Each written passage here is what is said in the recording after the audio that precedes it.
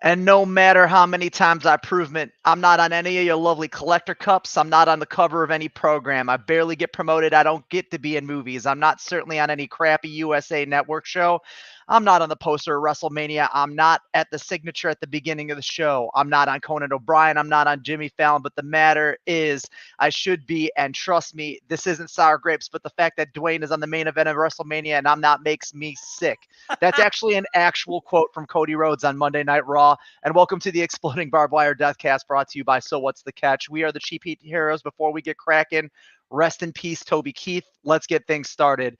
In an unexpected but typical WWE move, The Rock shows up after years of touring Hollywood and injects himself into the WrestleMania scene with hashtag We Want Cody trending on all major social media platforms, and the internet wrestling community rises up to object to the most recent booking revision from the largest wrestling promotion on earth. It's looking like Roman versus Rock at Mania, boys. And is this the WWE shitting in their own bed yet again? Rollins, what do you think?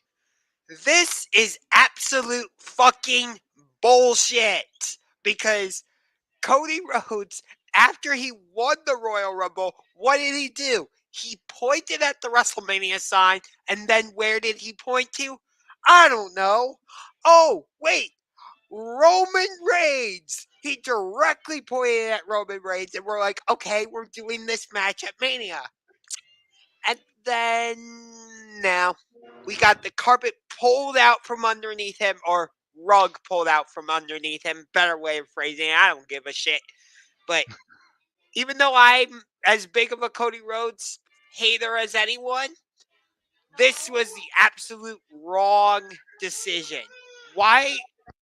I'm sorry, but if the title is on the line, I don't want to see Cody Rhodes against The Rock because we all know what's going to happen. Solo Sikoa's going to get involved, or Jimmy Uso's going to get involved.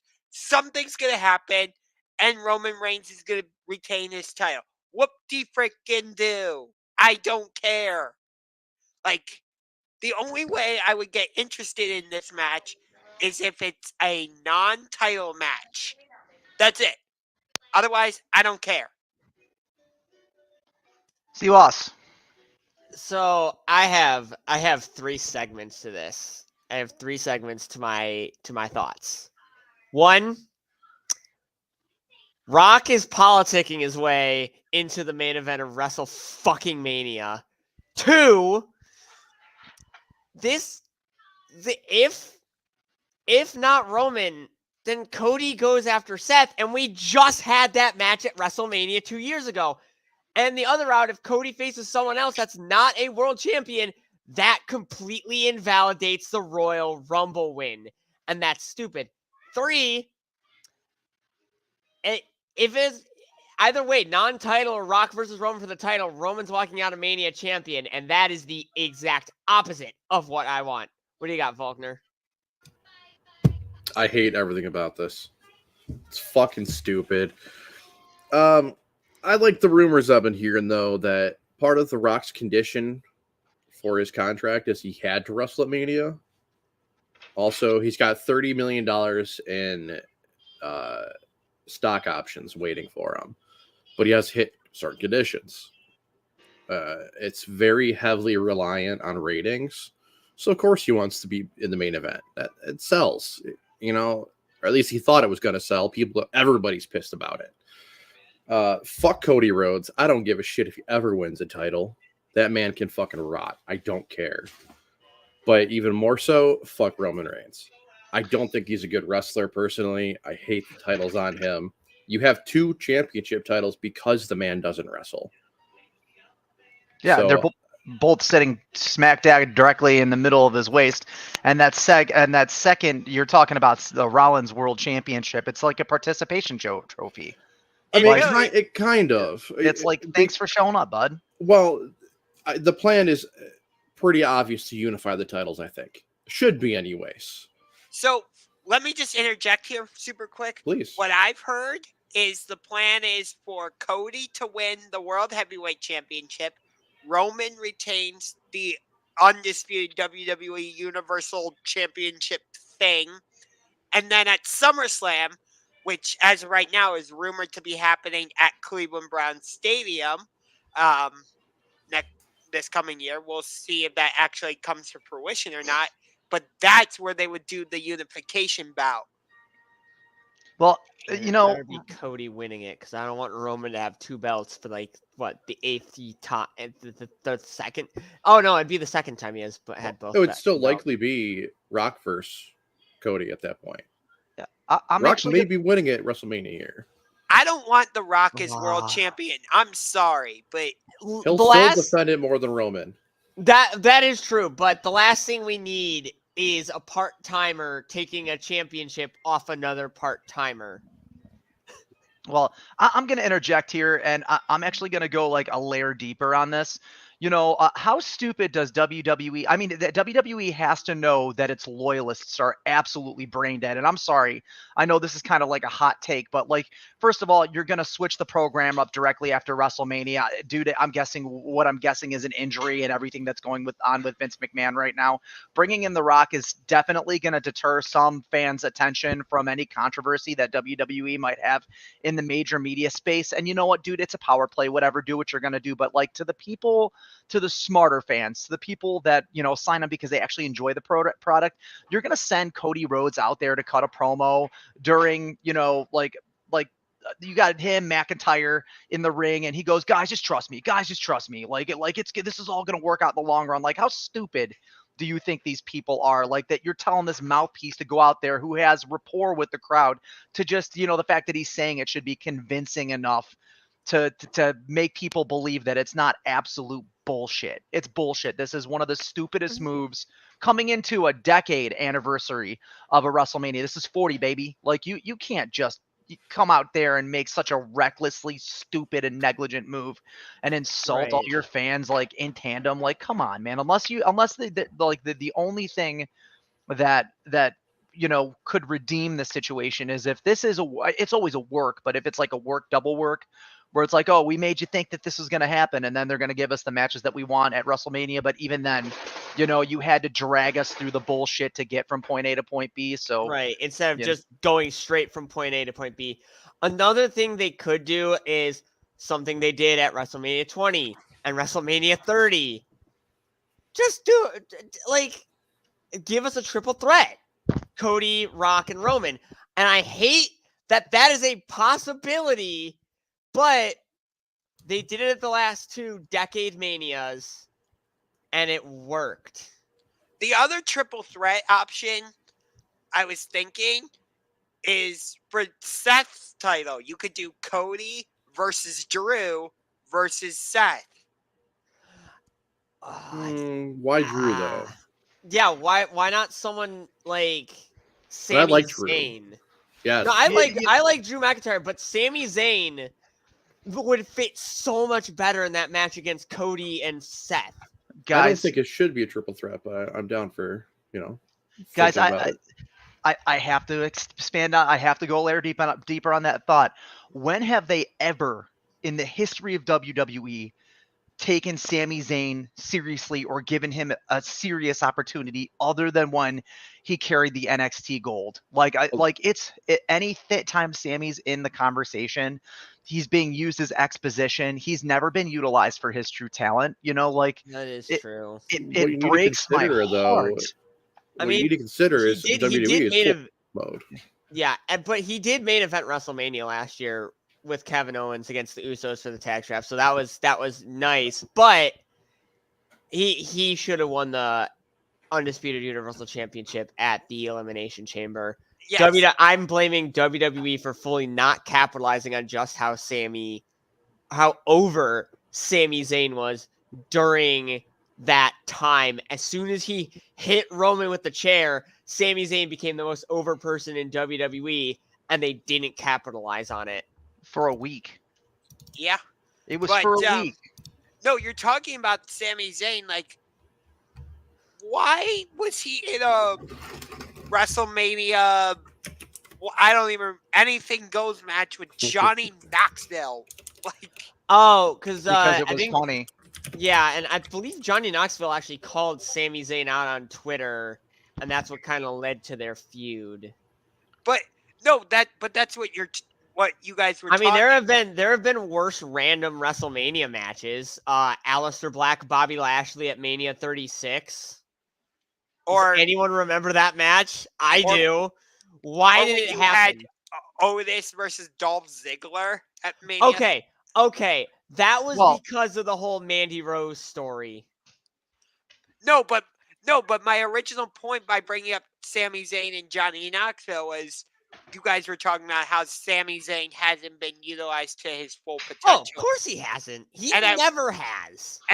so I was bringing up that match as an example of that. Yeah, no, That's what that is a complete example of them just straight up saying, "Fuck it, we'll do whatever with him."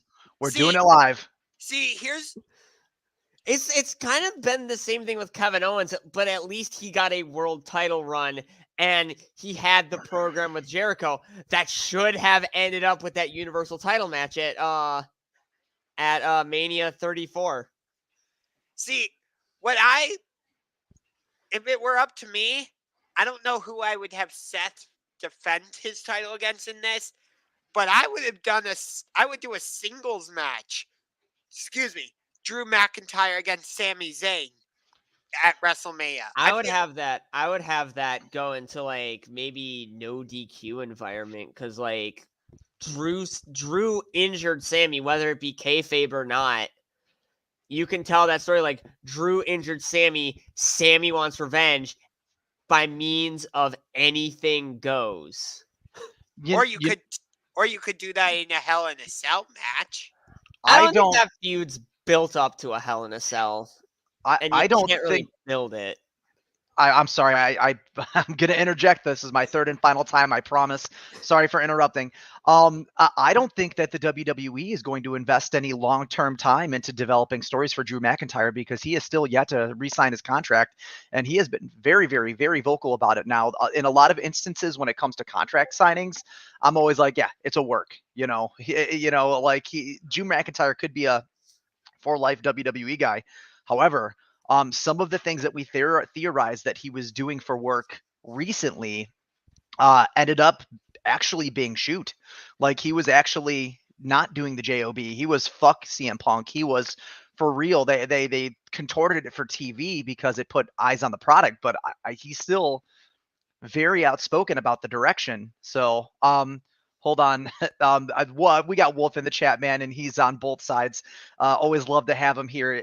We do have, I don't know if that's breaking news, but do you guys want to stick with WWE?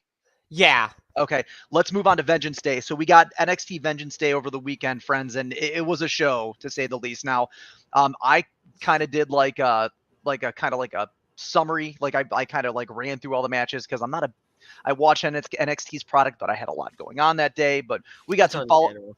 Yeah, it was a slow burn. It was a slow burn. It PLE. like started off very slow. I'd say like of the opening, like the early matches, the best one we got was the Dusty Cup match between Trick Mello Gang and the Wolf Dogs. Yeah. So, well, we did get fallout from Roxanne Perez and Breaker, that's for sure. Everyone seems to be talking about Carmelo Hayes turning on Trick Williams.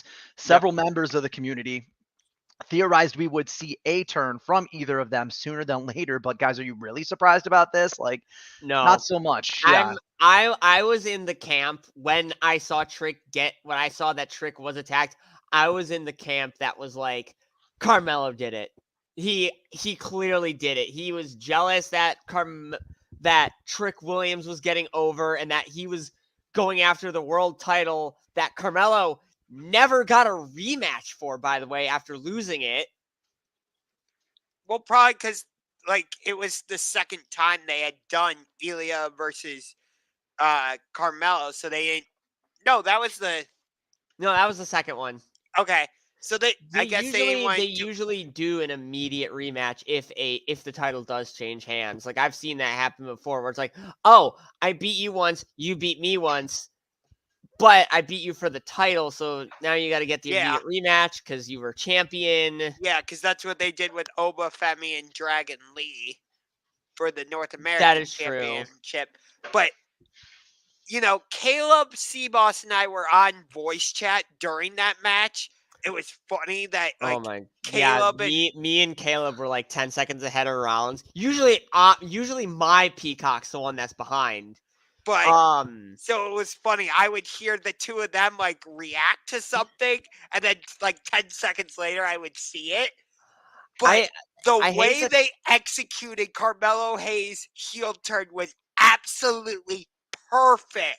it Like, was so reminiscent of Tommaso Ciampa turning on Johnny Gargano. So that's something that NXT is actually always traditionally, other than when they did the NXT 2.0 era, which for as NXT fans, we always try to forget ever existed in the first place because it was some of the worst professional wrestling that made it to a major syndicated television program. The only bright spot from NXT 2.0 was the women's division. Yeah, I mean, That was it. Look at what we got out of it. We have look at Damage Control right now. They're on top of the world, which everything that's going on with them right now to me is more interesting than anything that's going on in WWE. That's just my opinion, but we could stick with NXT. NXT has consistently shown that it's investing more time and creative into its talents. Now, I don't. My big gripe with Vengeance Day was they took the slow burn on Trick Williams and Carmelo Hayes. We were talking about the two of them about 2.5 months ago on a pod. Were we not, C-Boss? We absolutely were. So I'm glad they finally pulled the trigger. Now I agree with Rollins. They executed that heel turn with absolute precision. Oh, Um, absolutely. but it was like it was playing the greatest hits. I mean, there wasn't anything revolutionary about the turn itself. They didn't do anything, other than turn him as a heel on a former friend after alluding to, it potentially happening within weeks of exposition. So, all in all, though, Vengeance Day, like the back end of it was solid. That Braun Breaker botch was kind of I thought he broke his neck. Yeah. He whipped around so fast. The women's match was great. Lola Vice tried to pull a Seth Rollins by cashing in her breakout tournament contract. Unfortunately, she did not pull off the heist of the century. Instead, she ate the pin, which protects Roxanne Perez. Yes, I know there's going to be there. I know that NXT is airing right now, and I'm assuming that they're going to have some Roxanne Perez if she's not cutting a promo. Did she get him? She's facing Lola Vice after they had a backstage brawl at Vengeance Day. Yes. So that was tonight. If it hasn't already happened, already happened, yes, they do have a match tonight. I saw another one. Axiom and Nathan Frazier had a match. I saw that. Axiom is sweet. I don't care. Axiom is great. And he used to have a gimmick where he was just called A Kid. Okay. I hope Roxanne Perez gets called up to the main roster soon. I think she's gonna have a one-on-one with a full one-on-one this time with Lyra Valkyria at Stand and Deliver, and then post-Mania she's gonna get called up. The only input I have is that Roxanne Perez is fucking awesome. Absolutely. She is such good talent, dude. If you didn't, in case you guys didn't know, she was the inaugural Ring of Honor Women's Champion. Truth. Hell yeah. Love Ring of Honor. While we're on the topic of things that Tony Khan owns, we can move over to AEW, gentlemen. We got some really, really big matches for tomorrow night's Dynamite. We got Jericho, Takeshita. We got the CMLL guys versus the BCC, which I'm excited for. A lot of people don't like the cross-promotional stuff. Feed it to me, TK. One of them's Mystico, isn't it? The original Sin Cara? Yes. Well, no, Mystico first and then Sin Cara. But Tony Storm is in action tomorrow against, unfortunately, RIP jobbing out to Red Velvet, or getting Red Velvet is jobbing out to her. We know it's going to happen. But we also, the thing that's exciting is we got some real pay-per-view grade outings. We got Starks and Big Bill versus Darby and Sting in a Texas Tornado match. Yeah, for the AEW tag titles. And then we got Hangman versus Swerve 3 for the number one contendership at Revolution March 3rd. Guys, it's stacked. It's booked. It looks like they're finally starting to build up Revolution, and they're doing it with a reasonable amount of time in between here in the pay-per-view. We still got a month left on the books, boys. So I'm not going to chime in on this one to start. Rollins, what are you really looking forward to tomorrow? I'm gonna guess your boy Ricky. No, actually, no. I'm going to my other boy, Swerve, against Hangman, because Their first two matches were awesome. I liked the Wrestle Dream match a little more than their Texas Death match at Full Gear, but still, their rivalry has been so good, and now we get to see who's going to Revolution, because the winner of this match goes on to Revolution to face Samoa Joe for the AEW World Championship. And when Swerve was cutting his promo on Collision, he said to Prince Nana, do not interfere in this match, because he doesn't want Hangman to have any more excuses for when Swerve goes 3-0. Like, if you want Hangman to win and go on to face Samoa Joe, fine. If you want Swerve to go on and face Samoa Joe, fine. But I think this match is going to somehow result in both of them going to Revolution, and we get the triple threat match. Well, did they announce the match stipulations? That's the real question. I mean, like, the only way we'd see that is a draw, a timeout, a double disqualification, a double pin. We haven't seen one of It those. does specify winner gets the title shot at Revolution. Yeah. So Yes, it's got to be a win. Got to be clean. Yeah. So, I mean, this could be the event that puts over Swerve. I would, either direction works for me. Andre in the chat, Swerve needs to win. It does. I wouldn't say it erases the two pins, but I can't imagine a reality where they're gonna like automatically re-put over Hangman. What is, as much as Hanger is like the final boss of AEW to me, but I think it's Swerve's time. Put a belt on this guy. I would like to see a three-way. Andre says we don't see those often. I agree to disagree. Anyone. I don't want there to be a situation where there's a three-way, one of the other eats the pin, and then Joe has an argument point for re-challenging for the belt. I want to stick to the ranking system. They never clarified whether or not they're going to allow rematches for former champions. Dude, King C-Boss, man, tell us, man, what are you excited for tomorrow? I am mostly excited for the tag team title match. I'd love to see Sting and Darby get strapped up with the tag titles going into Revolution, to where the Young Bucks become the ultimate heels and give Sting his first and only loss in AEW to take the tag straps for a third time and possibly hand them off to another tag team that, hasn't really had much of a has been kind of slowly grinding their way through the tag division, going on that tear, and then putting themselves in prime position to be like, you've got the tag straps. We want the tag straps. So let's do this. I don't know what tag team that is. I haven't been really keeping up with much of the AEW tag division, but there has to be a tag team that takes it off the Bucks. I don't see the Bucks holding it for too long, unless they are really trying to pull that like heel maneuver and be like, yeah, we kind of just booked ourselves to like have a long reign with the tag titles, so deal with it. But I don't see a world where that happens. I feel like the Jacksons wouldn't do that. I'd love to see Sting retire undefeated, but with the tag titles on the line and it being Sting's retirement match, I can't see a world where Sting wins unless they want to vacate the tag titles. So, C-Boss, from Sting's era, it's an age tradition to lose on your last match and then hang your boots.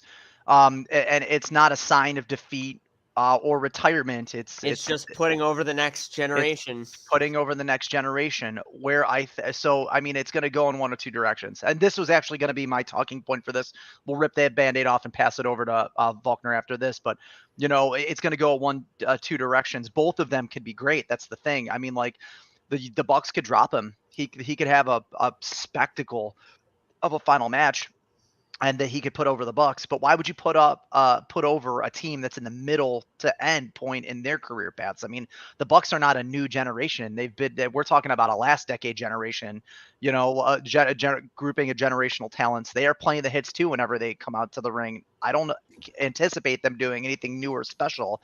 We'll see the Nike spots, we'll see the super kicks, the BDEs. We're going to see all the traditional Bucks stuff, the fake outs, the brother on brother work. That's how that's going to go down. But they'll probably go outside the rink and drink somebody's drink because they love doing that. Can't wait to see the rolling Northern Lights suplexes. Those are awesome. Those are awesome. Yeah. Well, the thing is too, I mean, like if I know Tony Khan, and at this point, old Blinky has always been consistent in terms of how he books things. Like, and I sound like Cornette giving him a nickname. God damn it. I'm like not nice guy Cornette. I'm just a regular asshole. Nothing like that guy go.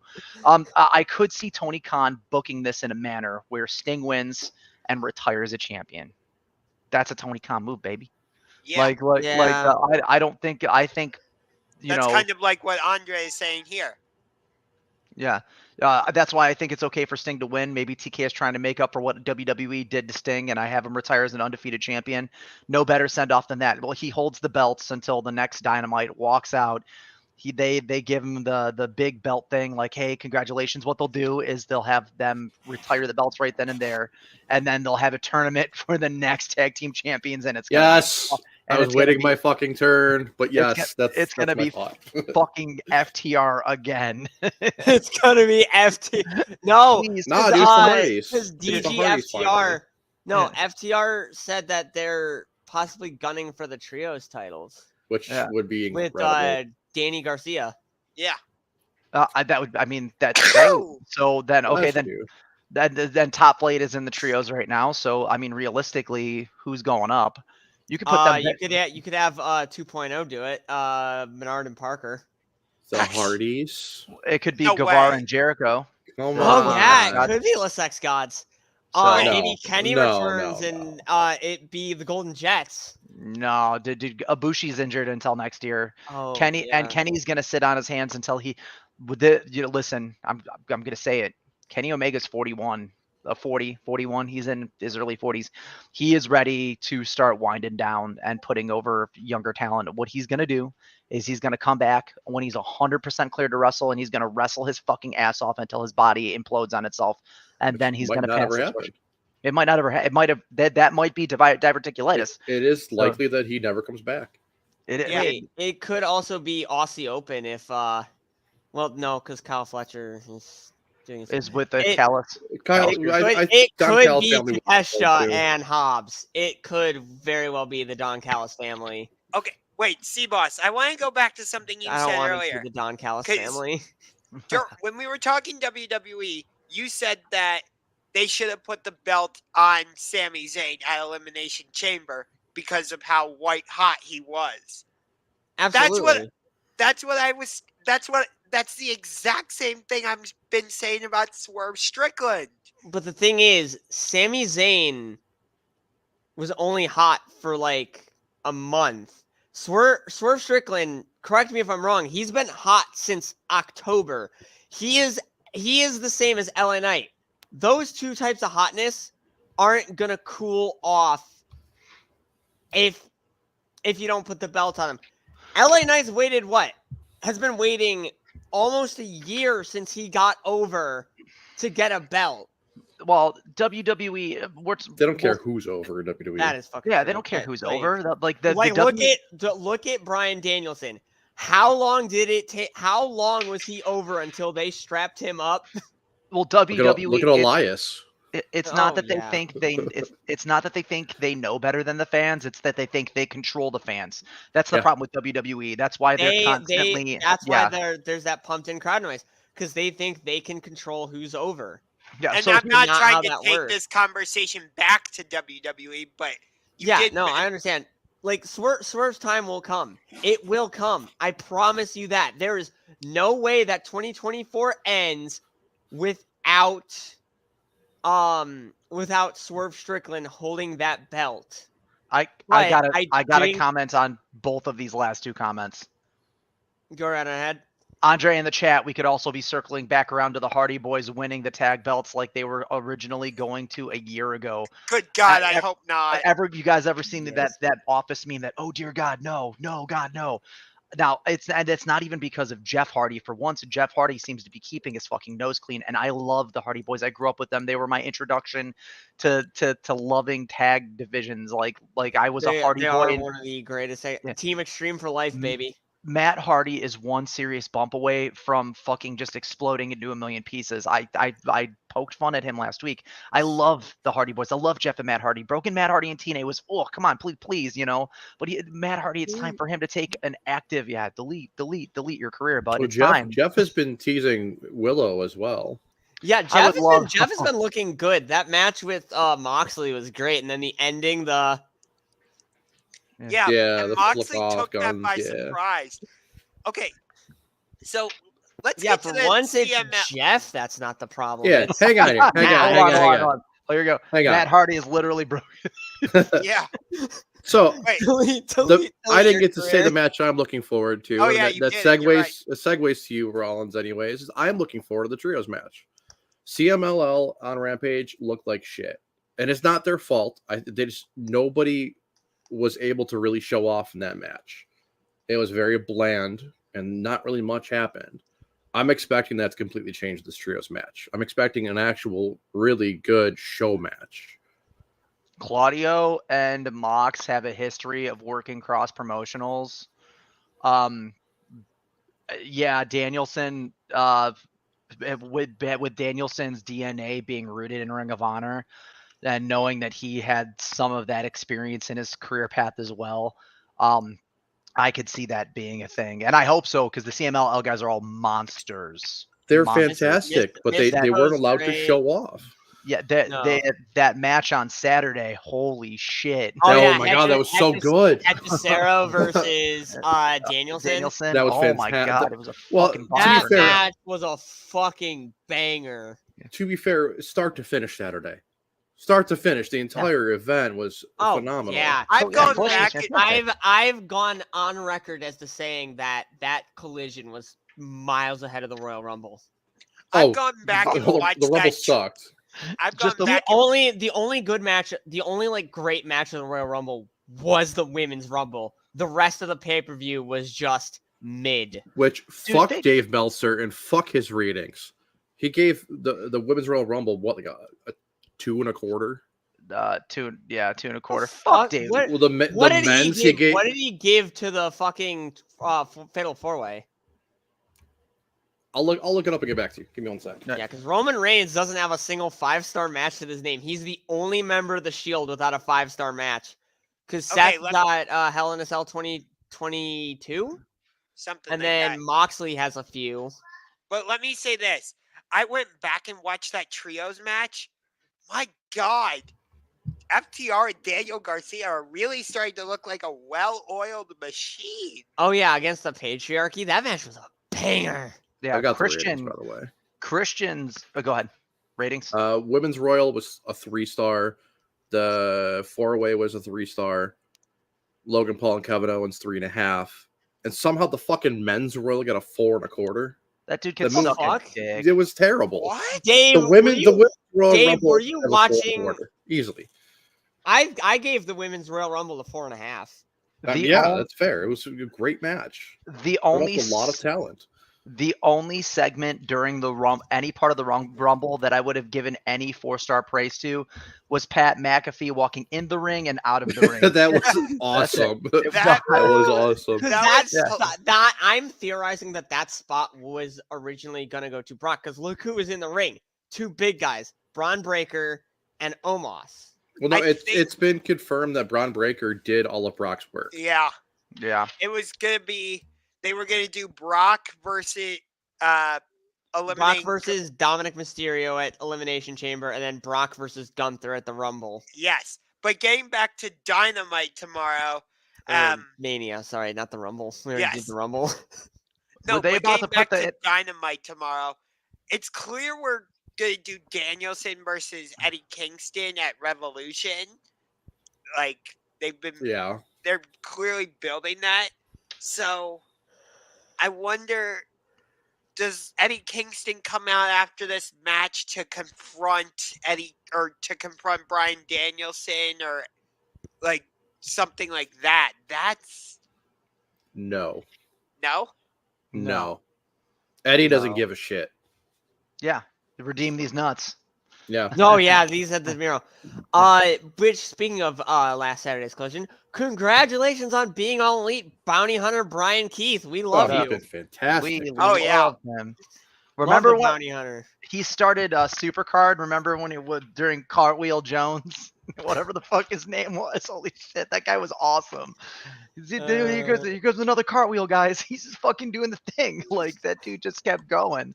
But the other Going part, back and watch that match. That was fucking hilarious. but the other part of Dynamite tomorrow that we have to get to. Hold on. Also announced for Dynamite is a fan favorite revolving door segment brought to you Oh by my your God. fearless leader Tony Khan, and he's making a huge announcement, guys. What's the savior of American professional wrestling got in store for us tomorrow night? He's announcing that he's a big boy and can go on the potty by himself finally. I think he's announcing that Kennedy McVince is All Elite. No, he's going to be announcing that he stopped playing his action figures and he's graduated to maintaining his collectibles. No, he's gonna announce that he's traded his trading cards for Yeah. $500. Yeah. I love TK, but I love TK memes so much more. guys, it's all a work. He's announcing that he just bought WCW. Oh my Fuck god. yeah. Yay. He's launching WCW 2.0. Yeah, he's gonna run it Bring back against Bischoff. NXT. He's gonna. Oh, I was about to say he's announcing that he's finally captured Eric Bischoff and he's holding him in his dungeon. Fuck you, Eric Bischoff. Fucking Andre. Mr. Connecticut is All Elite. I mean, there's a lot of things that it could be. One thing I don't think it's going to be is Mercedes Moné, because I think we're going to see her at Revolution Rollins. Yeah, That's what I've been saying. No, it's nothing to do. Oh my god, don't get me started against Rollins. I think Tony Khan's announcement is gonna shock everyone to the point where you can hear where everyone's gonna be so silent you could hear a coin drop. Oh my god, no, we're not doing Okada either. I think, I mean, like if they're gonna do Okada, that would be another thing that they do at Revolution because he's so big. This is gonna be this could be a WWE and AEW conversation because I could see Okada going to the Fed, and I think he fits. a lot of people in the community do, but Okada, he's pushing his mid-30s. He's past the art versus artist portion, as Wolf always so eloquently says when we have him here. Okada's kind of reached a point where, like, does he need to continue to do it for the art, or is he doing it for the money? Because if he wanted to do it for the art, Japan would have given him anything that he wanted to fucking stay. So now it's been widely reported that Okada and WWE's talks have all fallen flat. We've heard the same thing about Mercedes Moné. We also heard it about Will Ospreay. So I'd hate to see Okada in AEW get treated like another guy they bring over, and then he has to work his way up to knocking down dudes like Jericho, like whom, for me, as much as I love Jericho, I'm not saying my Jericho bit this week.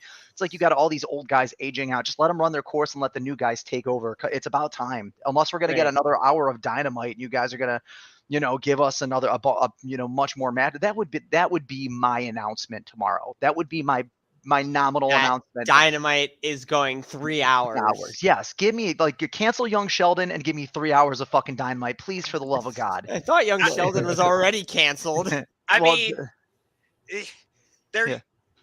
There's gonna be an episode on March 8th, I think it is, where they're doing Dynamite and then a live episode of not Revolution, of Rampage right after. I think I saw that. I'd hate to see a 3-hour episode of Collision because they already do the Battle of the Belts, and it's like, as much as I love the concept. So lame. Yeah, thank you. You took the words right out of my mouth. Please. Yeah. Just give me a 3-hour Collision like Saturday, or like a 3-hour Dynamite with 4 extra banger fucking matches. Yeah, right. Or you could give the women a whole hour worth of wrestling, and maybe we could start using the talent that we have in the locker room for what they're capable of actually doing and relegate. I don't know, man. And this is the kicker right here. and Put- women's Put tag Ring titles. Ring That of should Honor be- on mainstream Hmm? television. Not everyone's gonna pay for Honor Club. He's not going to do it yet, but that's a good idea. He said he's not going to do it. He's not even pitching it as part of the package until AEW has a secured TV deal that has already been Yeah. spoken out of Tony Khan's mouth. We might actually see that someday. So my guess, if to be completely realistic, I'd love to see an extra hour of AEW programming. It might be announcing Ospreay's first match. Rollins, what do you think? As much as I would love for it to be the boss, Mercedes Moné, formerly known as Sasha Banks, yeah, I don't think it's going to be that. If I had to guess, maybe it's like a partnership between AEW and Stardom. That could. Well, hey, I'm gonna devil's advocate you right here, because you guys didn't want to talk about the Stardom about Rossi, and that caused a lot of conflict on the channel yesterday. And I love when people try to argue with me of all people about stuff that's happening in Japanese wrestling. It's my favorite thing. The problem with all of that is that AEW already has a working relationship with all of the Japanese promotions, including Stardom, that doesn't force them to have to tie anyone down to come over to their promotion or remove them off of Japanese programming. That's kind of what makes signing Ospreay such a big deal, right? Because he could always go and work TNA or work Japan, or Kenny could go over there and do whatever the hell he wants. It's an active working relationship. Riho was signed with Stardom and also had a provisional contract with Tony Khan and AEW that allowed her to do both. Wasn't That's that the when she was women's champion? It sure was. I made that argument yesterday.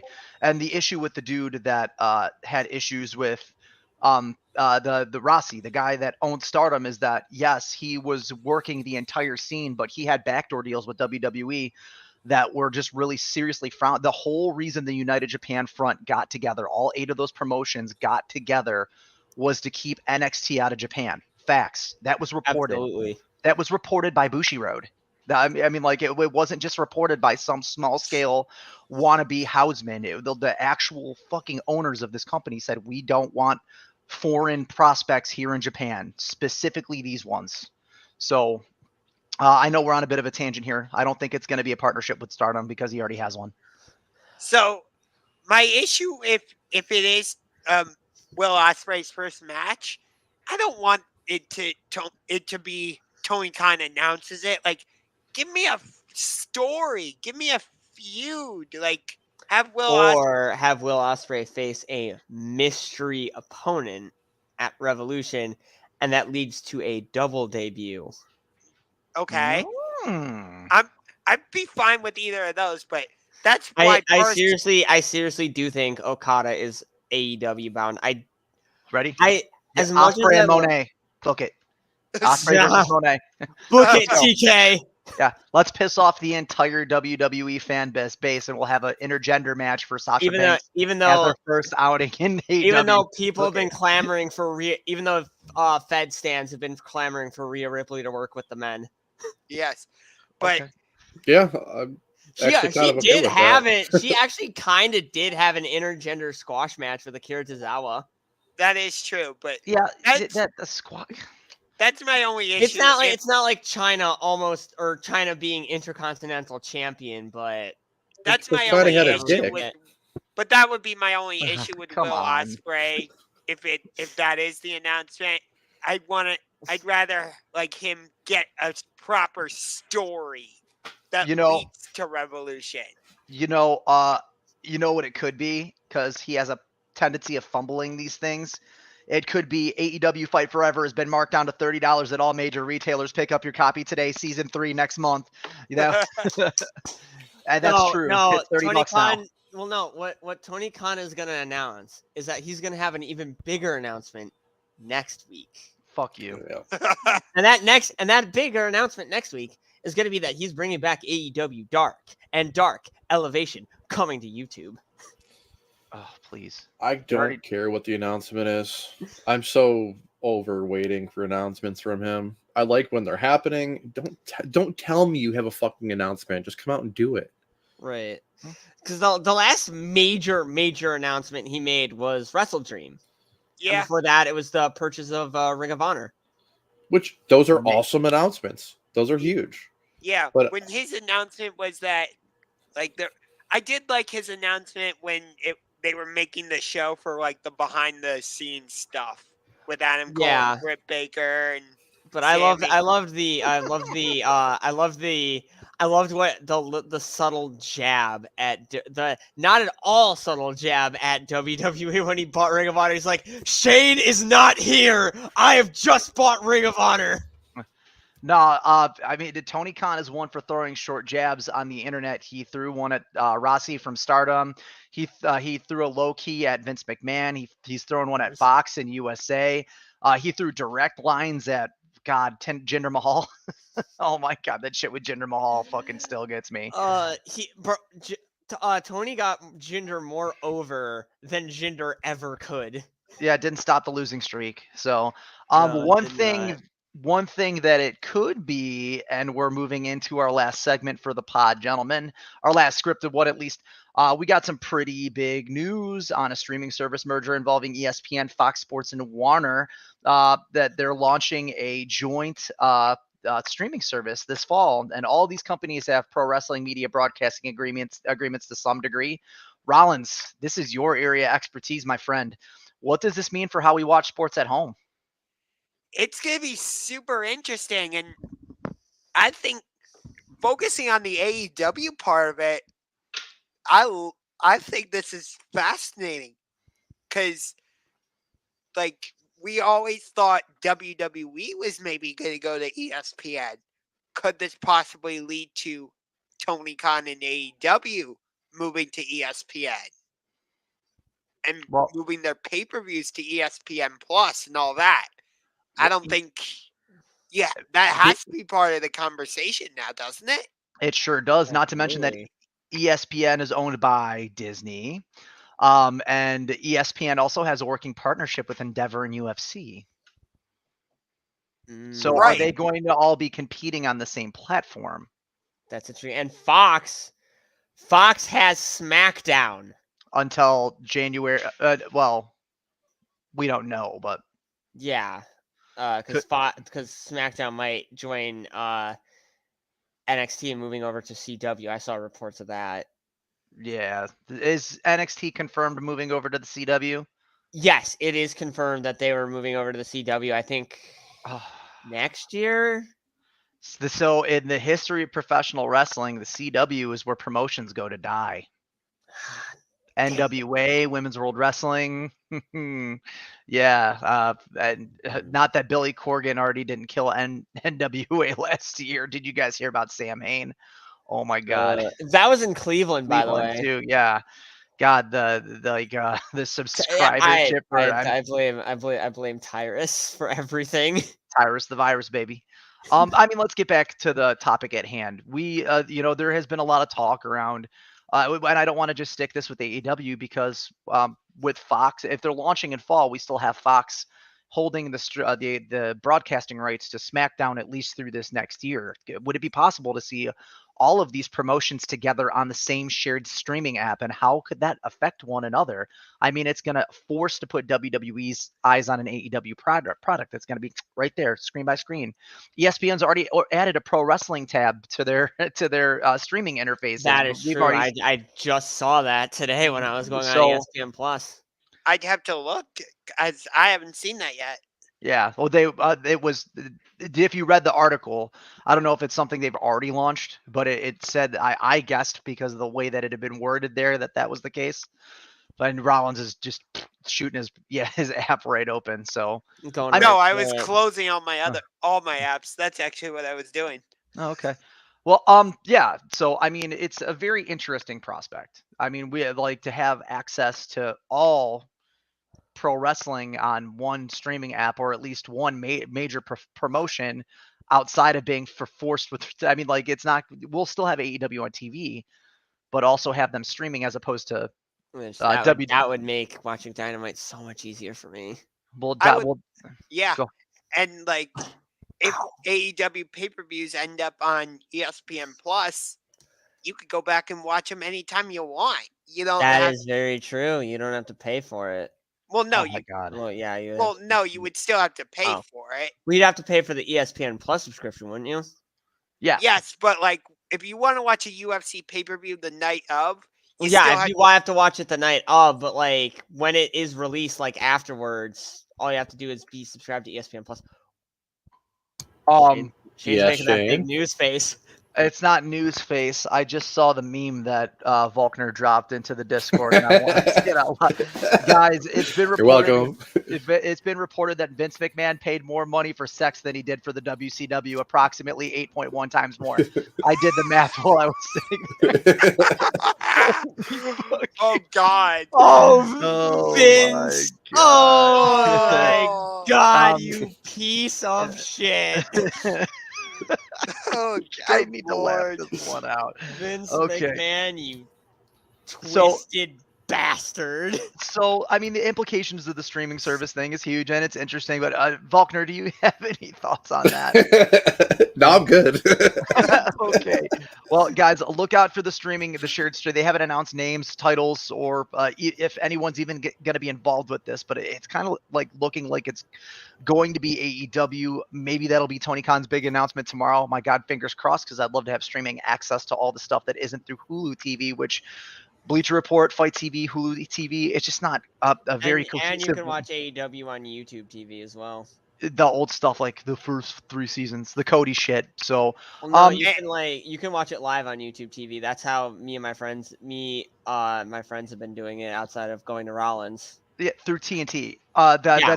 That's their cable service. I mean, like I utilize Hulu Live, which Yeah. is also a cable service. But gentlemen, we're gonna roll. We're gonna roll it up and get the count out going. The last segment of the evening. This is traditionally how we close these shows out. It gives the panel the opportunity to open it up for a free conversation. Volkner's over there either laughing or queuing up his first meme. But I'll start with. Never give up. What's up there? I know everyone's laughing. I thought it was fucking hilarious. So I wanted to kind of like open this conversation up to kind of telling everyone what we got going on later in the week and later in the month with our podcasting. We kind of shifted around our podcasting schedule to accommodate the needs of our community. As of now, we're doing a post Dynamite podcast. This is live. We're going to go over the results of Dynamite, and then we're going to continue to recap Raw and SmackDown on Monday Night Pods. And then starting this Thursday, we're going to be doing kind of like a biopic style pod. It's a new format for this channel. We're going to be talking about the Vince McMahon, the sexual scandal trial. It's going to be kind of like a historical recounting and of what's going on, and we're going to try to keep to the facts with a little exposition, and it's going to be like a multi episodic thing until this thing sees itself played out. And obviously that with this having happened, it's going to have gigantic ripples on the entire platform for professional wrestling, including the way that people have perceived their product in the past. So I'm really excited to get together with some of the guys from the community and get this project out. So go ahead. We're gonna bring your own bag to throw up in, because some of the stuff that we're gonna be talking about is gonna be less than pleasant. So Wolf, thank you so much for all the guys that are in the chat right now that stayed active, for all the viewers that came in here today. Thank you so much for the support as always. So Rollins, what do you got for your roll up? First of all, we're next week. Not sure what day or anything yet, but we are going to be doing a UFC 298 preview as Alexander Volkanovski defends his UFC featherweight title against Ilia Topuria. We also have Robert Whittaker going against Paulo Costa in a middleweight bout. And then we have Henry Cejudo going against Merab Dvalishvili in a bantamweight bout. Honestly, UFC 298 looks better than UFC 300, which is absolutely ridiculous. Oh, here he comes with the Conor McGregor shade. No. But for my roll-up or count-out, whichever, I get the two confused. I'm going to call out some people from my Discord server. King Heel Neon, Gangrene David, Liam Warren. You were all getting on me today about Shayna Baszler. She is a main event level wrestler. She should be going through everybody and just destroying fools and winning championships. I don't get what WWE is doing with her. What has she done since she retired Ronda Rousey at SummerSlam? What has she done? Formed Job. a tag team with Zoe Stark that has gone absolutely nowhere. Whoop. You know what I say to that, C-Boss? Whoop-de-frickin' do. Like, Shayna, when she was feuding with Becky Lynch leading into WrestleMania, that feud was great. And I'm like, She wrecked people in that elimination oh, chamber. yeah. That's what made me think she should have won the belt. Yeah. I mean, she literally became a vampire and, like, bit Becky Lynch's neck. And I'm like, okay, Shayna Baszler is a total badass. She should have won the belt, but she didn't. And Becky Lynch lost the belt anyways because she got pregnant and handed it over to Asuka in the Money in the Bank briefcase. Yeah. That was But what has stupid. Shayna done recently other than retire Ronda Rousey? Nothing. That Nothing. is absolute. That is Bullshit. absolute bullshit. WWE has failed to capitalize on that momentum that Shayna had coming out of that. Because boss, I know the match wasn't what you wanted, but you have to admit Shayna got momentum by retiring somebody like Ronda Rousey. The problem is she got momentum, but she didn't get over. That's the issue. And like those guys were calling me out because they're like, well, she doesn't have mic skills. That's because she hasn't been given a proper feud to really show that she can talk on the mic. Other than the Becky Lynch feud, when has she ever gotten a proper platform? Bro, you're talking about arguing with a handful of guys that think Roman Reigns is the best pro wrestler on earth. That's true. You'd have a better time of walking into Fort Knox naked with the slingshot and collecting the world's gold reserves than convincing those guys that the smell of their farts is terrible. All right. My count out is I'm gonna stick with the WWE women's division, but I'm gonna go down to NXT and I'm gonna talk about. And we already talked about her on this podcast, but I want to talk about her because she's fastly becoming my favorite women's wrestler in all of wrestling. Roxanne, the prodigy, Roxanne Perez. I absolutely love her. She is absolutely one of the best and the brightest of WWE's women's division. And I think we're going to see big things from her this year on the main roster. I do not think she'll be in NXT long. I think that after WrestleMania weekend, after she has her one-on-one with Lyra Valkyria at Stand and Deliver, I think she's going to the main roster. And I think that maybe by year's end, she will at least have challenged for one of the two main roster women's titles. Let me just say this super quick. I think Lyra Valkyria by the end of the year will also be on the main roster. Oh, absolutely. It's just a matter of how are they going to get the NXT women's belt off of her? Tatum Paxley. Ooh, they could go that route, and I like that. I like that a lot, Rollins. Thank you. Thank you for that idea. All right, Bill, you go with your count out. Short and sweet. Eric Bischoff is professional wrestling. Okay. Okay. What? No. You mean the man that single-handedly killed two companies, right? All right. At least modern day Eric Bischoff, his opinions, I'm finding myself siding with him more and more lately. Especially with the Hook and Joe stuff. It's My God, alarming. he's defending Hook. Oh, yeah, he's going to the ends Joe. fighting for Hook. It is alarming, but I have to take the double-edged sword on that perspective. He did kill two professional wrestling companies. He did do that. I think that you win some, you lose some. You cannot deny his contribution to one of the greatest eras of professional wrestling in known history to date. They say there are other names that you could throw into that conversation that are mired in absolute bullshit and controversy. When You know, like and then Wolf wants to throw one in here. Shout out to indie legend Joseph J. Alexander for being such a fucking asshole on Twitter earlier. Yeah, the dude. Yeah, you can't talk shit if you're not gonna take a bump, dude. Shut the fuck up. Forever Wolf would own you in a four squared circle. Um, I really don't have anything else for this pod, guys. Anything else you want to throw in there? So on Sunday night, the Utah Jazz took care of their part. The Cleveland Cavaliers then took care of their part on Monday. Phoenix Suns, you need to take care of your part by going out there and beating Giannis and the Milwaukee Bucks tonight. Kevin Durant, this is the one time I am rooting for you as a Cleveland Cavaliers fan.